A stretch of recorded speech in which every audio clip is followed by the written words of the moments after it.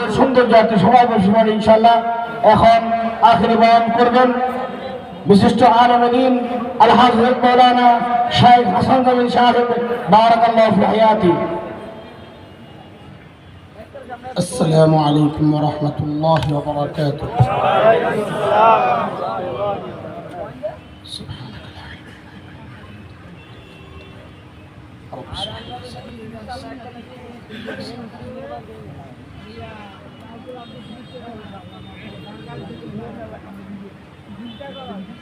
الحمد لله الحمد لله وكفى وسلام على عباده الذين اصطفى. أما بعد فأعوذ بالله من الشيطان الرجيم. بسم الله الرحمن الرحيم.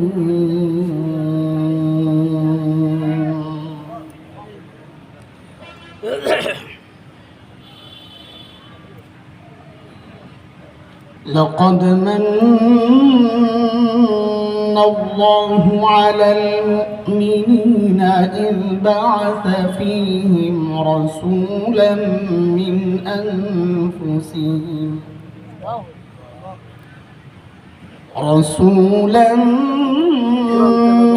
أنفسهم يتلو عليهم آياته ويزكيهم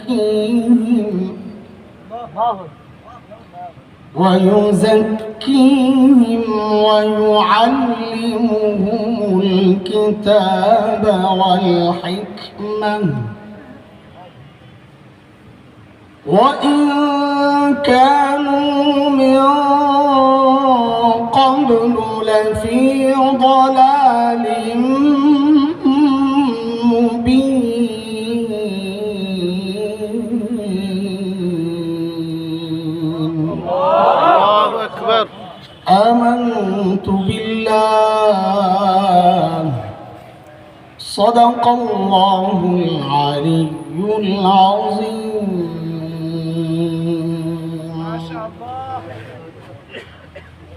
সেনবাগ উপজেলা জাতীয় উলামা মাশায়েখ আইম্মা পরিষদ কর্তৃক আয়োজিত আজকের এই সিরাতুন নবী সাল্লাল্লাহু আলাইহি ওয়াসাল্লাম সম্মেলনের মুহতারাম সভাপতি, অতিথিবৃন্দ, হযরত উলামায়ে কেরাম, মুরব্বিয়ানে আযম, দূর দূরান্ত থেকে আগত ইসলাম প্রিয় সুধী সমাজ, প্রিয় ছাত্র ভাইয়েরা, যুবক বন্ধুরা, পর্দার আড়ালের মা ও বোন, আল্লাহ সুবহানাহু ওয়া তাআলার অশেষ মেহেরবানি, করুণা, দয়া, যে মহান মালিক লাখো কোটি মানুষ থেকে বাছাই করে দ্বীনি এই মাহফিলে আমাকে আপনাকে আসার বসার, কিছু কথা বলা ও শোনার তৌফিক দান করেছেন। সেজন্য মহান রবের শুকরিয়া আদায় করি, জবান খুলে প্রাণ খুলে কালিমাতুশ শুকর উচ্চারণ করি, আলহামদুলিল্লাহ। আলহামদুলিল্লাহ। সিরাতুন নবী সাল্লাল্লাহু আলাইহি ওয়াসাল্লাম মাহফিল, নবী আলাইহিস সালাতু ওয়াস সালামের জীবনের নানান দিককে সামনে আনা হয়, আলোচনা করা হয়। কেন করা হয় এটা আগে একটু শুনি, তারপর আমরা আমাদের মূল কথায় যাব ইনশাআল্লাহ। কেন করা হয়? আসলে মানুষের স্বভাব হচ্ছে তার সামনে যখন কোনো কারো প্রশংসা করা হয় খুব বেশি,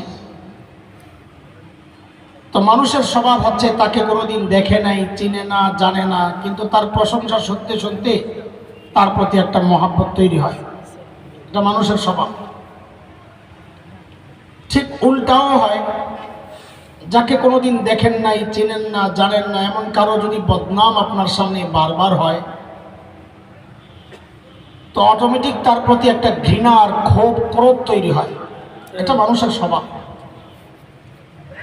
তো নবী আলাইহিস সালামকে তো আমরা ভালোবাসি, অবশ্যই ভালোবাসি, এটা আমাদের ঈমান। কিন্তু তার জীবনের নানান দিক নিয়ে যখন বারবার আলোচনা হবে, তো নবীর মহব্বতের মাত্রাটা আরো বাড়তে থাকবে। তো মহব্বত বাড়াবো কেন? এটাও আরেকটা বিষয়। মহব্বত যত বাড়বে, মহব্বতের চাওয়া হচ্ছে যে যাকে ভালোবাসে সে নিজেকে তার মতো করে বানাতে চায়। বাচ্চারা প্রেম করে তো বলে এই লাল গেঞ্জি কি জন্য গাও দিছস তুই? কা ও হেতি পছন্দ করে লাল। কি ও ঠিক নি কথা? কেমনি জানলেন?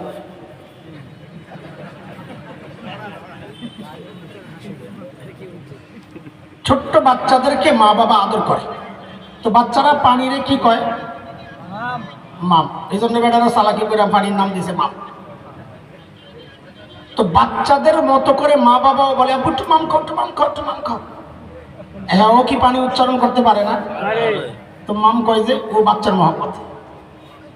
মানুষ যে যাকে ভালোবাসে সে তার মতো বলতে চায়, তার মতো সুরত বানাতে চায়, এটা মানুষের স্বভাব। নবীর মহব্বত জাগানোর উদ্দেশ্যই এটা, আমরা যেন নিজেদের জীবনকে সুন্নাহ দিয়া সাজাতে পারি। নবীর মহব্বত জাগানোর উদ্দেশ্য এটা না নির্দিষ্ট একটা দিন আসবে আর স্লোগান দিব, মিছিল করব, জিলাপি খাবো। নবীর মহব্বতের মাকসাদ কখনোই এটা হইতে পারে না। আজকে আমাদের একটা আলোচনার বিষয় আমরা ঠিক করি, নবীর কোন বিষয়টা আজকে আমরা আলোচনায় আনতে চাই, তো আমাদের কথা বুঝতে সহজ হবে। সেটা হচ্ছে আজকে আমরা নবী চিনব ইনশাআল্লাহ। হ্যাঁ, আজকের আলোচনা কি? নবী চিনব। বলে আমরা কি চিনি না? হ্যাঁ চিনি তো, আমি মানা করি না। এটি আর একটু চিনি চলে। চেনা কথাগুলোকে আবার আলোচনায় আনি তো মহব্বত বাড়বে। এটা তো মিষ্ক আম্বরের মতো, যত নাড়াচাড়া পড়বে তত ঘ্রাণ বের হইতে থাকবে। হ্যাঁ, আল্লাহ। দেখেন, নবীর আলোচনা শুনতে ভালোই লাগে। যে আমল করে না তারও ভাল লাগে, যে সুন্নতের উপর চলে তারও ভাল লাগে। এটা এমন একটা বিষয়। কিন্তু আমাদের এই মজার মজার আলোচনাই আমাদের মাকসাদ না, এটা মাথায় রাখা। বয়ানের ধরনটা আমি বলে দিই, গোমর ফাঁস করে দিই। সেটা হচ্ছে ছোট্ট বাচ্চাদেরকে যখন ডাক্তারের কাছে নেওয়া হয়, তো ডাক্তার যদি বুঝে ওকে ইঞ্জেকশন দেওয়া লাগবে, তো ডাক্তার কিন্তু ধৈর্যই ওর ইঞ্জেকশন ঢুকায় দেয় না, না দিয়ে দেয়? কি করে? ডাক্তার ওর হাতে একটা খেলনা দেয়, একটা চকলেট দেয়, নিয়ে বাবা খেল আর চোষ। ওই বাচ্চা খেলে আর চকলেট চুষতে থাকে, এদিক দিয়ে ডাক্তার আস্তে আস্তে ইঞ্জেকশন বাউ করে। যেই দেওয়ার টাইম হয় তা আস্তে আস্তে জিজ্ঞেস করে, আব্বু, জি আঙ্কেল, তুমি কখনো পিঁপড়ার কামড় খাইছো? খাইছি। ব্যথা লাগে? বাবু লইছে, না লাগে না। তখন ডাক্তার বলে, দেখো তো এমন কিনা, ব্যথাটা এমন কিনা। তো আস্তে ইঞ্জেকশনটা ঢুকাইয়া দেয়। এখন তো ঢুকাইছে, এখন তার কানতে পারে না। কেন? দুই কারণ। এক হলো চকলেটের খানার ঘুষ মুখে, খানার ঘুষ বড় মারাত্মক। আরেক হলো একটু আগে ভাবলইছিল পিঁপড়ার কামড়ে হ্যাঁ ব্যথা পায় না, এখন কান্দে কেমনে? ঠিক না কথা? আমি কিছু সময় পর্যন্ত আপনাদেরকে চকলেট খাওয়াবো, যখন দেখবো যে হ্যাঁ এখন সময় হয়েছে ইঞ্জেকশন দেওয়ার, তো দেখবেন আস্তে করে ইঞ্জেকশনটা ভরে দেবো। লম্বা সময় আমাদের চকলেট খাওয়া চলবে ইনশাআল্লাহ। ঠিক আছে ইনশাআল্লাহ। আজকে কি চিনবো? ইনশাআল্লাহ। যেহেতু সিরাতুন নবী, এই বিষয়ে আমাদের কথা হবে। একজন বাবা, একটা উদাহরণ আগে মাথায় বুঝান তো নবী চেনা সহজ হবে। ঢাকাইয়া, ঢাকাইয়া আমার বলতে সহজ হয়, এই জন্য ঢাকাইয়া বাবা বানাইলাম। অডেল সম্পদের মালিক। অডেল মানে বুঝেন, নিজেও জানে না তার কত সম্পদ। আচ্ছা, এমন পয়সাওয়ালা বেটা নরম হবে না গরম হবে? সাবাস। গরমের একটা উপলক্ষ পাইলাম, মনে রেখেন। ওই বাবার একটা সন্তান, অনেক সন্তান থাকলে মায়া ভাগ হয়ে যেত। যেহেতু একটা, এখন বাবার অবস্থা কি? অন্য বাবার চেয়ে সাধারণ না একটু গরম বেশি? দুইটা পাইলাম, গরমের কারণ। 3 নাম্বার, ওই একমাত্র বাচ্চাটা হচ্ছে মেয়ে। মেয়ে কি? মেয়েদের প্রতি বাবার একটা আলাদা টান থাকে। তো এই বাবা আরেকটু গরম। 4 নাম্বার হইল মেয়েটা খুবই সুন্দরী। এই চারটা বিষয় বাবার সাথে যুক্ত হওয়ার কারণে বাবা খুবই গরম। কত গরম, আমি নাম দিছি 440 বাবা। বিদ্যুতের লাইন আছে না, 440 লাইন, বাপরে বাপ, ধরা যায় না, ছোঁয়া যায় না, কাছেও যাওয়া যায় না। ওই বাবা হইল 440 বাবা। আমার সাথে বলেন তো কোন বাবা? আবার বলেন, আমি কিন্তু বড় মুখস্থ করা ইনশাআল্লাহ। বলেন কোন বাবা? আমি মাঝে মধ্যে জিজ্ঞেস করবো, বলাবেন কোন বাবা জানি, তো বলবি কোন বাবা। আমি মাঝে মাঝে তুই তুকারি করে বলি বাচ্চাদেরকে। মাইন্ড করলে, যে মাইন্ড করবে যে আমার তুই করে বললো, তো তুমি মনে করবা আমি তোমারে বলি নাই। যে খুশি হবে তুই শুনলে অরে বলি, কারণ তুইটা বের হয় কলিজার একদম গভীরের নিচ থেকে, ঠিক কিনা? যাকে তাকে তুই বলা যায় না, তো তাকেই বলবো যে আমার খুব কাছের। আর যে মনে করবে যে আমার কষ্ট লাগতেছে, ও মনে করবে আমারে বলে নাই।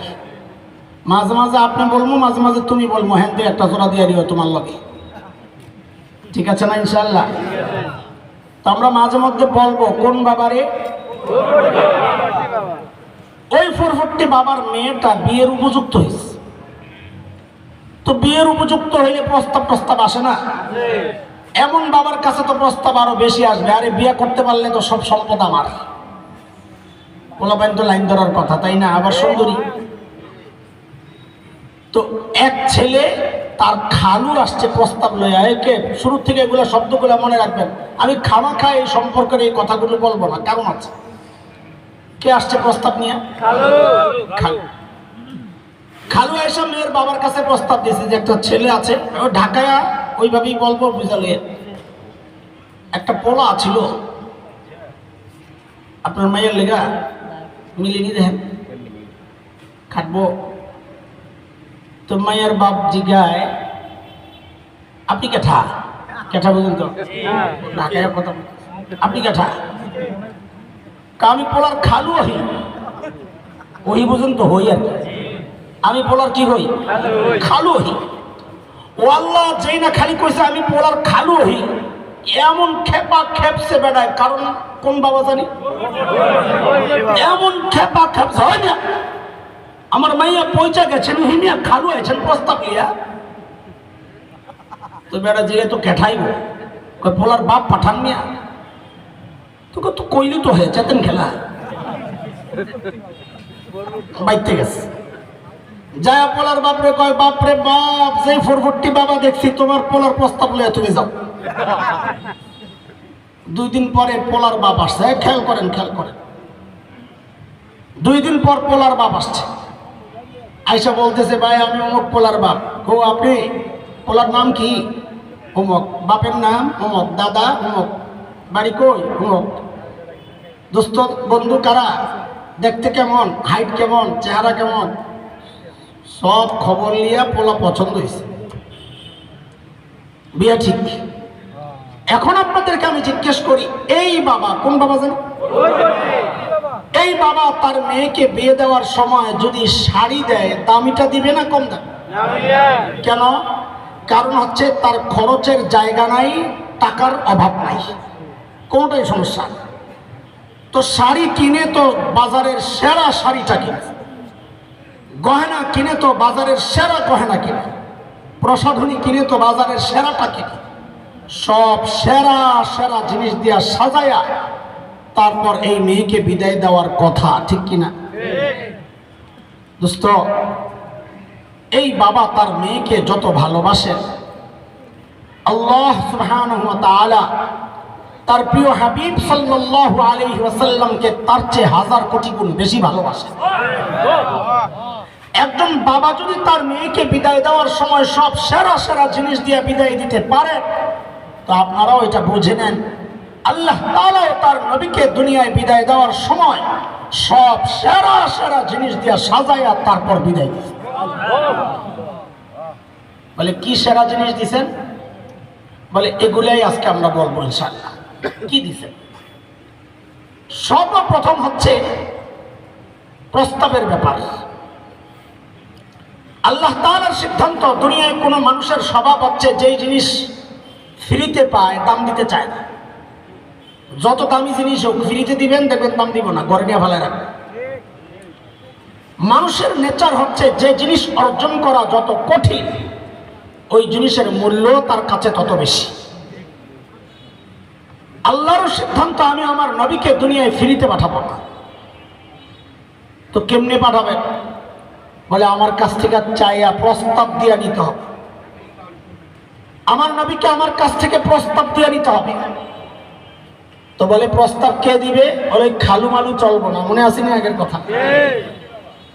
খালু মালু কার দেওয়া লাগবে? আরে না, বাবার বাবার সব জায়গায় পরিবর্তী। প্রস্তাব কার দেওয়া? আল্লাহ বলতেছেন প্রস্তাব কার দেওয়া লাগবে? কার কার?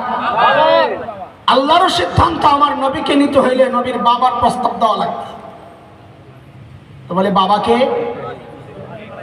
জোরে বল। খলিল ইব্রাহিম আলাইহিস সালাম বাবা। খলিল ইব্রাহিম যখন বাইতুল্লাহ বানান,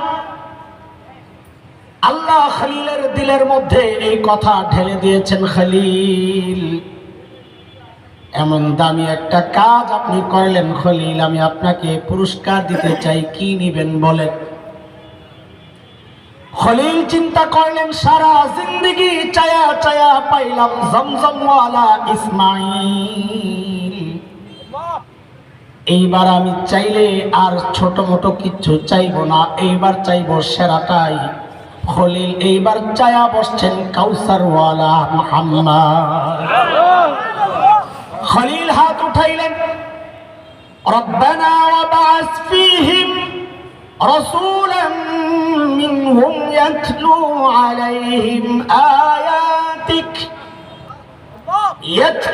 আলাইহিম আয়াতিকা ওয়া ইউআল্লিমুহুমুল কিতাব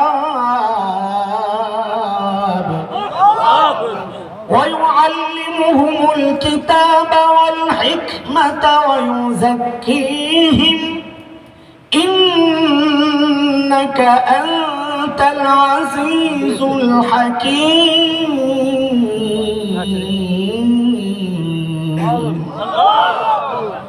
খলিল আল্লাহর কাছে চাইলেন, আল্লাহ শ্রেষ্ঠ রাসূল চাই এই মক্কা আবাদ করার জন্য।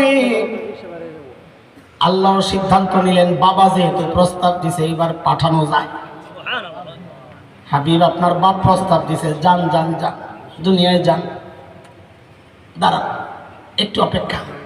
কেন? কেন বোঝার আগে আগে মাহফিলের নিয়ম বুঝাল। প্রধান বক্তা আসার কথা 10টায়, কথার কথা।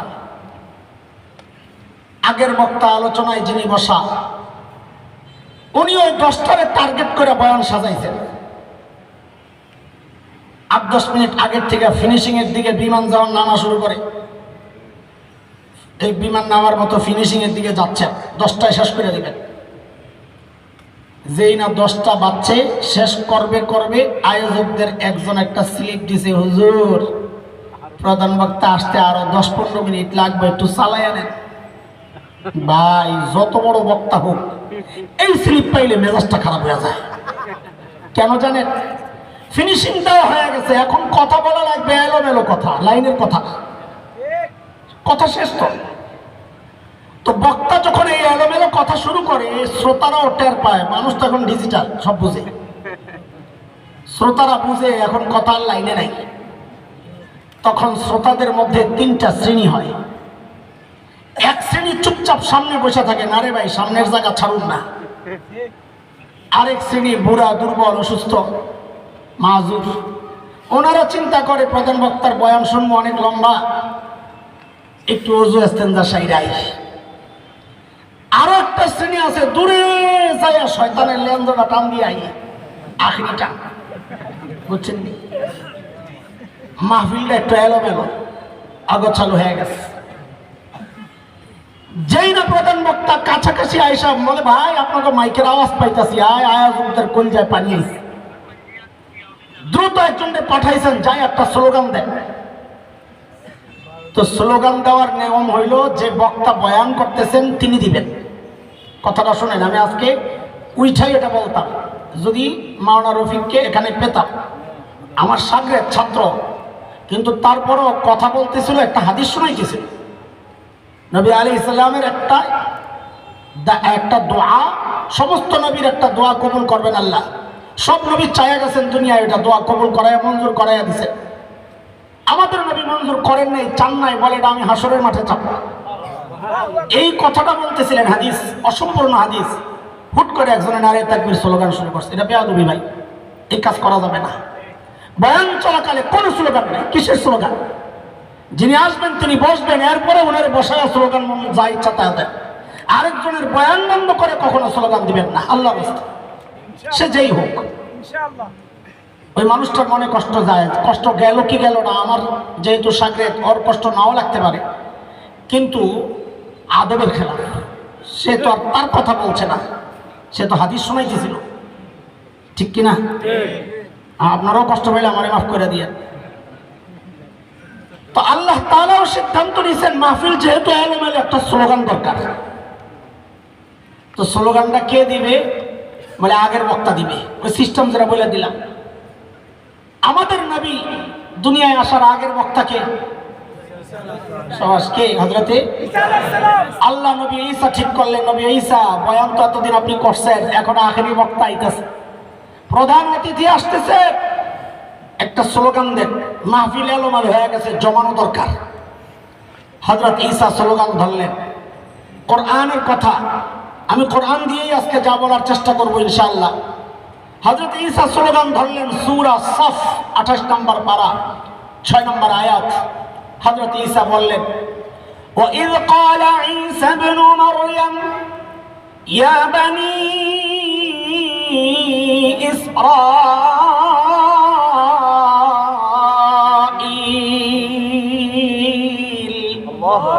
إِنِّي رَسُولُ اللَّهِ إِلَيْكُمْ مُصَدِّقًا لِمَا بَيْنَ يَدَيَّ مِنَ التَّوْرَاةِ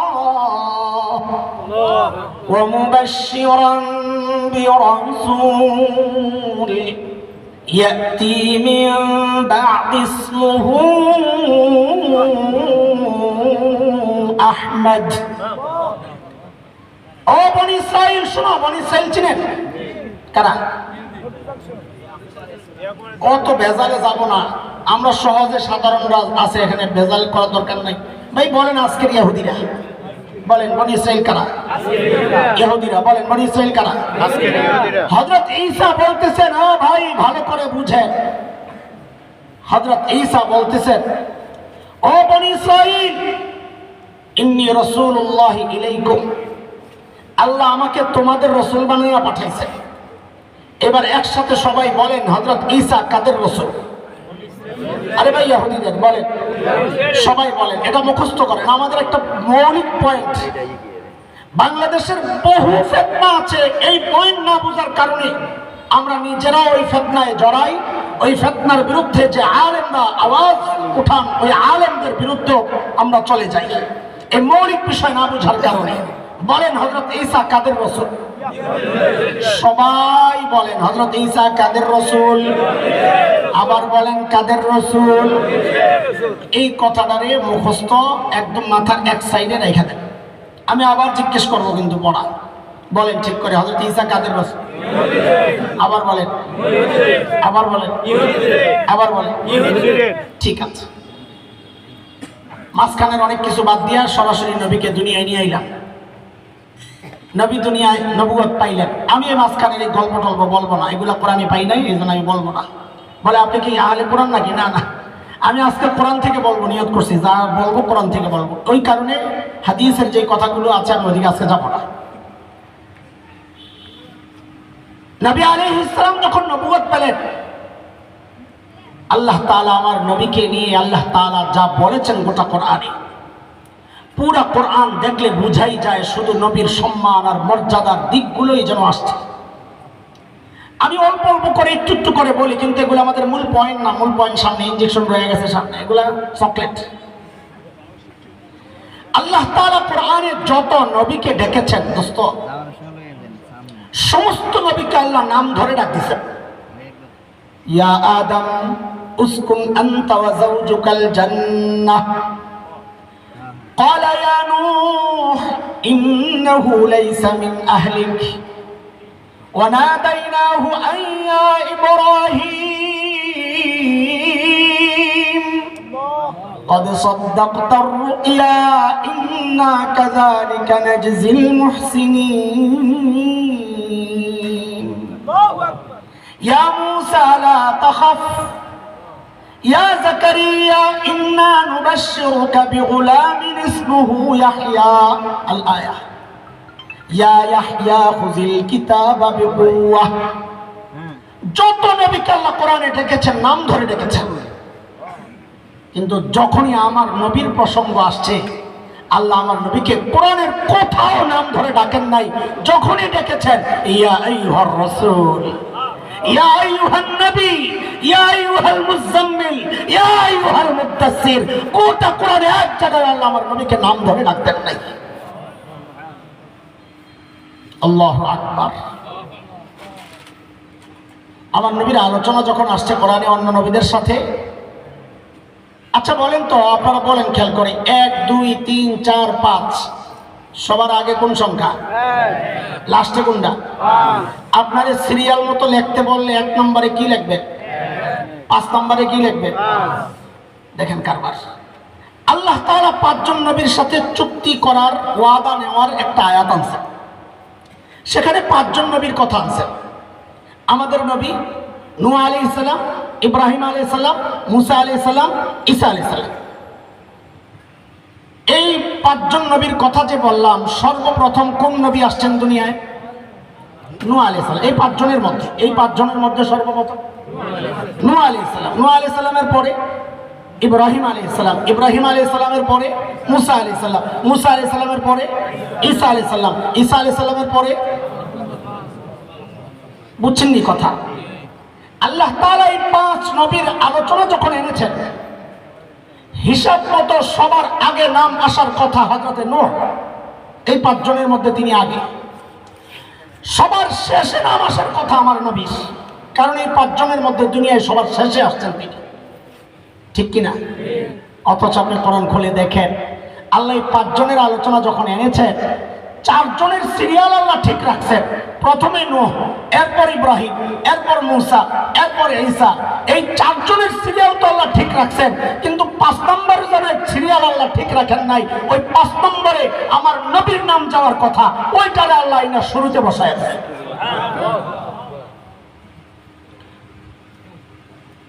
وَإِذْ أَخَذْنَا مِنَ النَّبِيِّينَ مِيثَاقَهُمْ وَمِنْكَ وَمِنْ نُوحٍ وَإِبْرَاهِيمَ وَمُوسَى وَعِيسَى ابْنِ مَرْيَمَ। সিরিয়ালে আল্লাহ ইজ্জত ঠিক রাখছেন। সমস্ত নবীর রূহ আল্লাহ রূহ জগতে একসাথে করছেন, সমস্ত নবীর। আল্লাহ জানতে চাইছেন, শুনেন, আপনাদেরকে তো আমি কিতাব দিব, নবুয়ত দিব, হিকমত দিব, সব দিব, পাইবেন, কিন্তু একজন এমন আসবেন যিনি আপনাদের সবগুলোর সত্যায়ন করবেন। যদি তাকে পান, তো আমি জানতে চাই আপনারা তার উপর ঈমান আনবেন কিনা। যদি তাকে পান, আমি জানতে চাই আপনারা তাকে সহযোগিতা করবেন কিনা। সমস্ত নবী বলেছেন আমরা রাজি। আখেরি পয়গম্বরকে যদি পাই, তো আমরা সবাই মিলে ঈমান আনবো, সবাই মিলে সহযোগিতা করব। তখন আল্লাহ বলেছেন, একজনের ওয়াদার সাক্ষী আরেকজন হন, আমি সবার ওয়াদার সাক্ষী হইলাম। সূরা আলী ইমরান খুলে দেখেন আল্লাহ কি বলেন, وَإِذْ أَخَذَ اللَّهُ مِيثَاقَ النَّبِيِّينَ لَمَا آتَيْتُكُم مِّن كِتَابٍ وَحِكْمَةٍ ثُمَّ جَاءَكُمْ رَسُولٌ مُصَدِّقٌ لِّمَا مَعَكُمْ لَتُؤْمِنُنَّ بِهِ وَلَتَنصُرُنَّهُ قَالَ أَأَقْرَرْتُمْ وَأَخَذْتُمْ عَلَى ذَلِكُمْ إِصْرِي قَالُوا أَقْرَرْنَا قَالَ فَاشْهَدُوا وَأَنَا مَعَكُمْ مِنَ الشَّاهِدِينَ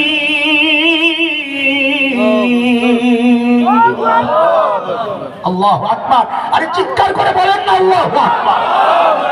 আমার নবীর মর্যাদা, আল্লাহু আকবার।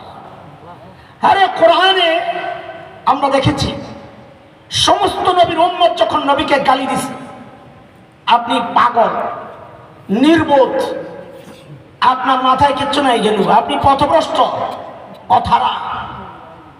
তো সমস্ত নবী উম্মতের এই অপবাদ এর জবাব নিজেরা দিয়েছেন কি বলে? কোরআন বলতেছে ইয়া কওম লাইসা বি সাফাহা, এরা আমার কওম, আমি নির্বোধ নই।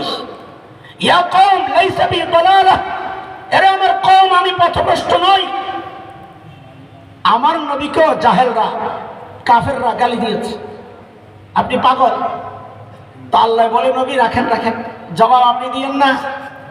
ইন্না কাফাইনাকাল মুস্তাহজিন, আপনাকে নিয়ে যারাই ঠাট্টা করবে নবী আপনি না ওদের জবাব আমি আল্লাহ নিজে দিয়ে দিব।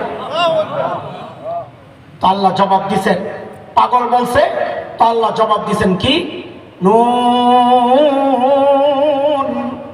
ওয়াল কলমি ওয়া মা ইয়াসতুরুন মা আনতা বিনি'মাতি রাব্বিকা বিমাজনুন।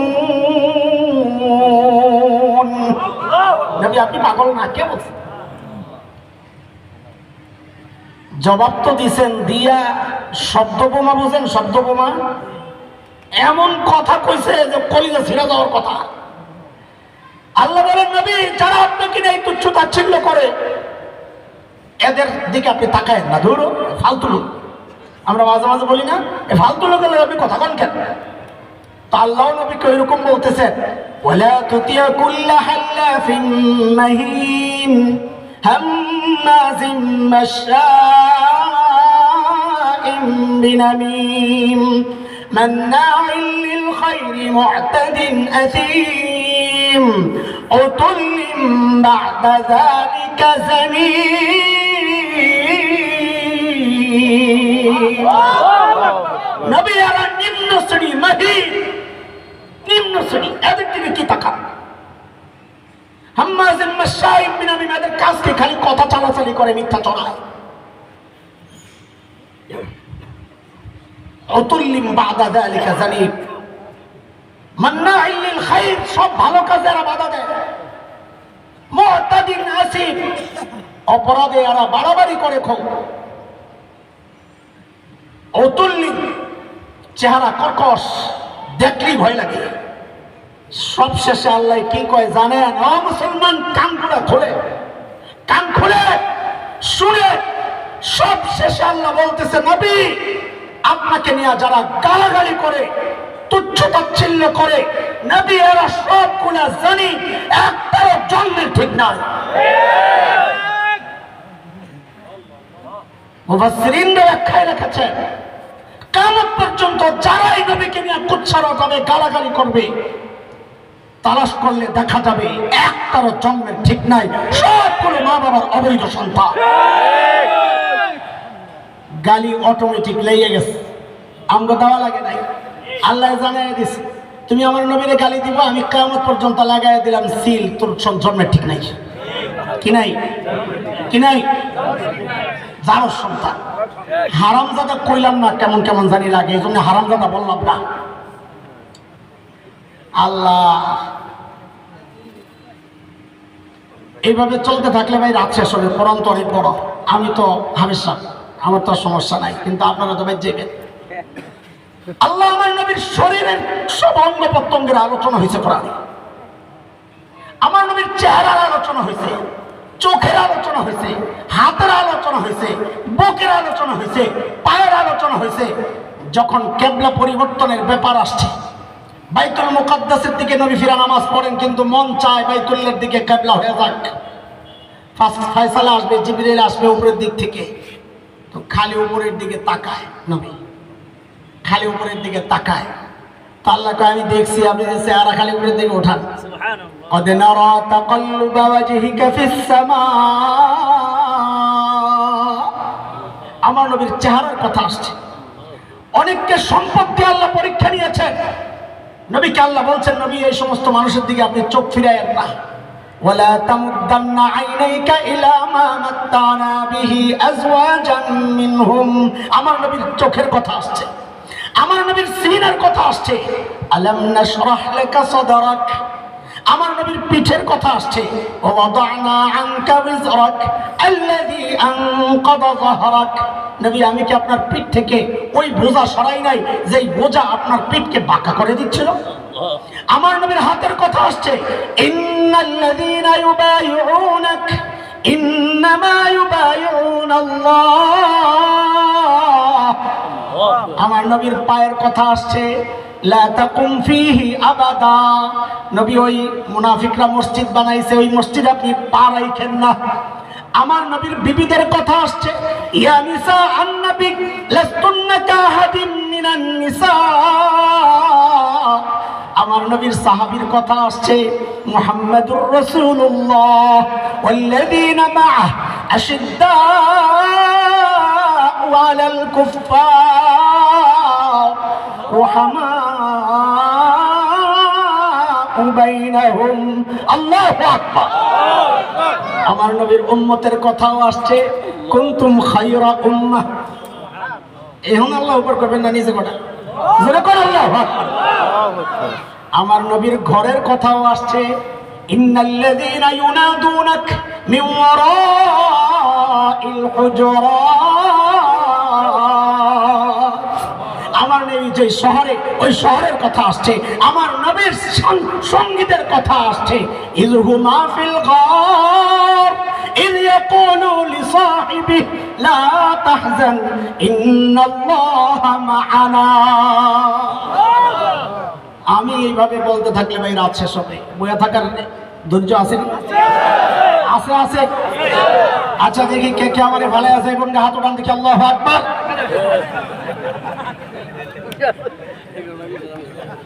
ইনশাআল্লাহ চলে।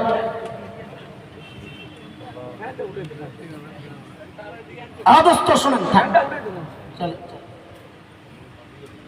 কি কি ফ্যান জেন্স আমারে ডিস্টার্ব করে, আমার কিচ্ছু দেওয়ার চিন্তা করেন না। আমার দিকে তাকাইলে আপনাকে মায়া লাগবে, তাকাইন না,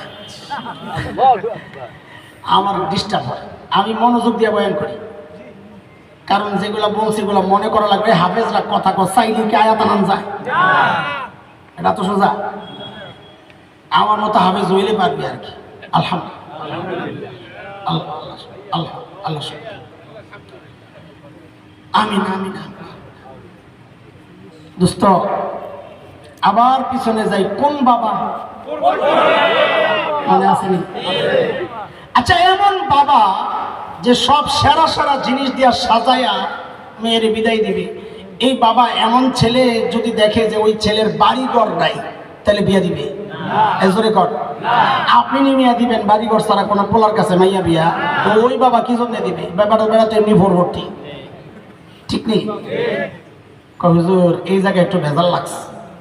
কি ভেজাল? বলে আপনি তুলনা করলেন যে বাবা যেমন মেয়ের সব সেরা জিনিস দেয়, আল্লাহ নবীর সব সেরা জিনিস দিয়ে পাঠায়, যে কথাটা কইছিলাম না? তো প্যাস লাগে তো। কি প্যাস? বাড়ি গল লইয়া। যদি তাই হয় তাহলে আল্লাহ তার প্রিয় হাবিবকে দুনিয়ার সেরা সুন্দর জায়গা সুইজারল্যান্ড ওখানে কেন পাঠাইলেন?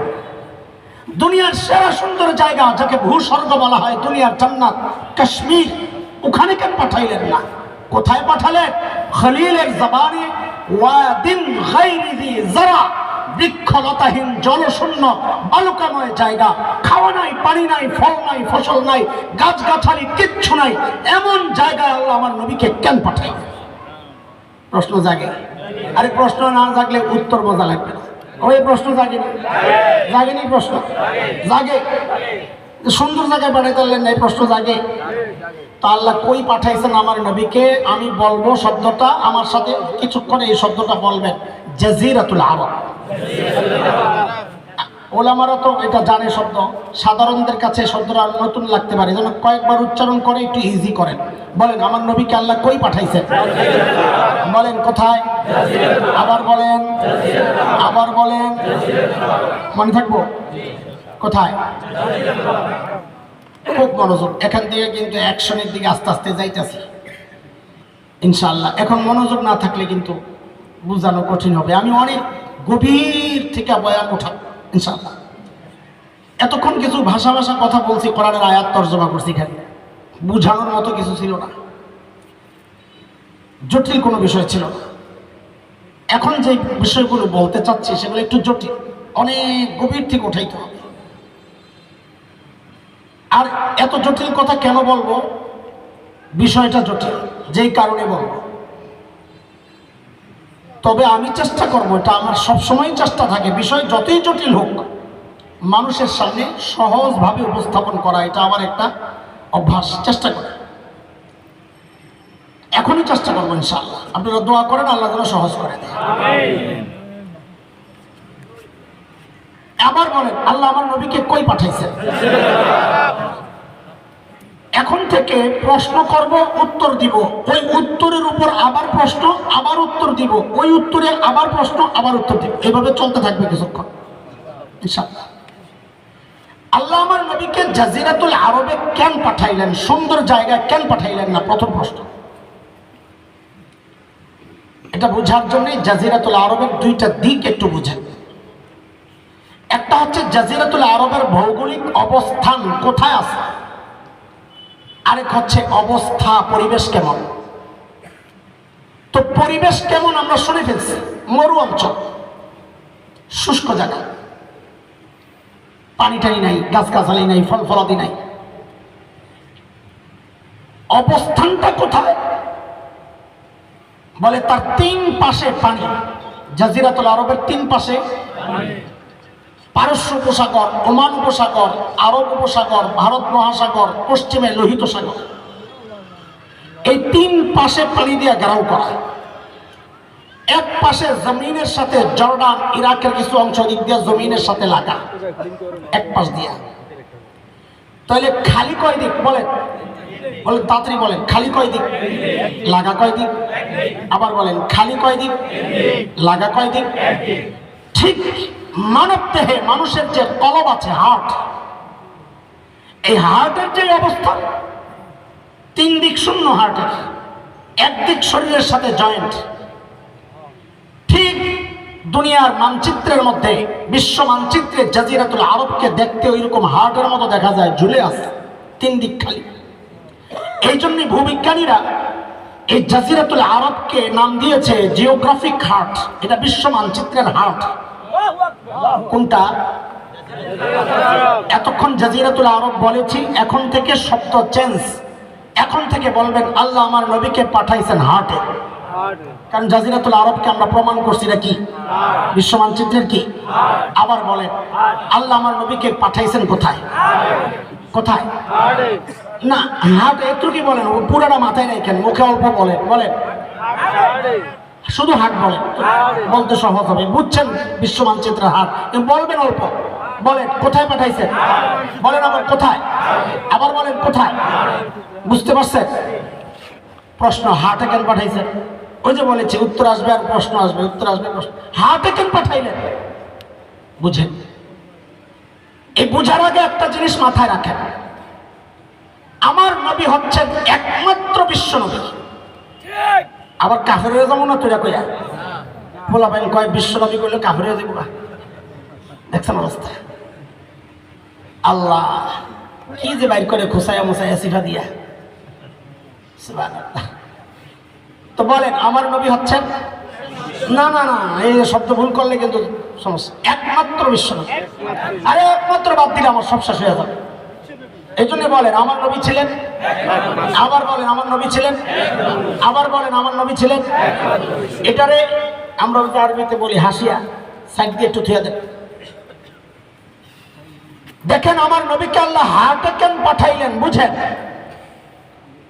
আমার নবী দুনিয়ায় আসার আগ পর্যন্ত যত দার্শনিক এই দুনিয়ায় ছিলেন, প্রাচীন যত দর্শন ছিল, গ্রিক দর্শন, রোমান দর্শন, ইরাকি, মিশরি, যত প্রাচীন দর্শন ছিল, সমস্ত দার্শনিকের বক্তব্য ছিল মানুষকে নিয়ন্ত্রণ করে তার ব্রেন। কে? আবার বলেন। সর্বপ্রথম উম্মি নবী, আমাদের নবী মুহাম্মদুর রাসূলুল্লাহ সাল্লাল্লাহু আলাইহি ওয়াসাল্লাম গোটা দুনিয়ার দার্শনিকদের বিরুদ্ধে দাঁড়ায়া ঘোষণা দিলেন, না না না, মানুষকে তার ব্রেন নিয়ন্ত্রণ করে না, মানুষকে নিয়ন্ত্রণ করে তার হার্ট। নবী ঘোষণা দিলেন, আলা ওয়া ইন্না ফিল জাসাদি মুদগাহ, ইযা সালুহাত সালুহাল জাসাদু কুল্লুহু ওয়া ইযা ফাসাদাত ফাসাদাল জাসাদু কুল্লুহু আলা ওয়া হিয়াল কলব। আমি যত আয়াত পড়বো সব আয়াতের তর্জমা করব না, পুরো আয়াতের তর্জমা করব না, সব হাদিস পুরোটার তর্জমা করব না, যতটুকু দরকার শুধু ওই অংশটুকু নিয়ে নিব। সেই হিসাবে বলেন, এতদিন তো এই হাদিস এটা দিয়ে ওয়াজ করছেন পিসাবরা, যে দিল ঠিক করো দিল ঠিক করো, এই ওয়াজ কাদের? পিসাবদের। আমি তো আর পিসাব না, আমি তো মুরিদ সাহ। আমি এই হাদিসকে এই কাজে লাগাই না, আমি আরেক জায়গায় লাগাই। কি সেটা? নবী বললেন হার্ট ঠিক তো বডি ঠিক। কি বললেন? হাদিসের একটা অংশ তর্জমা এটা। বলেন আমার সাথে, হার্ট ঠিক তো, সবাই বলেন তো, হার্ট ঠিক তো, হার্ট ঠিক তো। আমার নবী কি ছিলেন? একমাত্র। আমার নবী একমাত্র। এবার বুঝেন, আল্লাহ আমার নবীকে বিশ্ব মানচিত্রের হার্টে কেন পাঠাইছেন?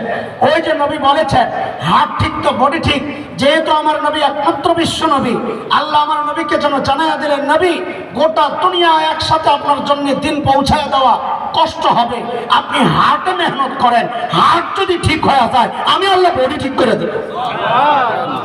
এর এক জ্বলন্ত বাস্তবতা হচ্ছে আজকের ওই আরব বিশ্ব, ওই হার্টের মুসলমানদের ঈমান আকীদা চেতনায় পচন ধরেছে, ফলাফল সারা দুনিয়ায় মুসলমান মার খাচ্ছে।